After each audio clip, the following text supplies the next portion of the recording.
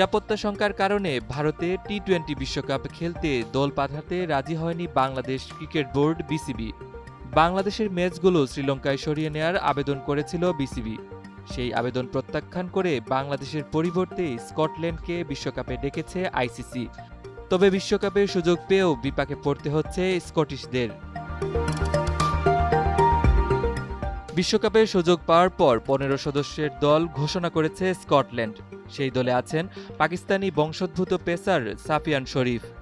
জানা গেছে এই সপ্তাহের শেষ দিকে ভারতের উদ্দেশ্যে বিমান ধরবে স্কটল্যান্ড, কিন্তু দলের সঙ্গে আসা নিশ্চিত নয় সাফিয়ান শরীফের।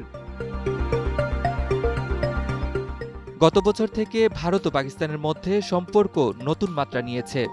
দুই দেশের রাজনৈতিক টানাপোড়েনের কারণে পাকিস্তানি নাগরিক কিংবা পাকিস্তানি বংশোদ্ভূতদের জন্য ভারতীয় ভিসা পেতে নিয়মিতভাবেই বিলম্ব হচ্ছে।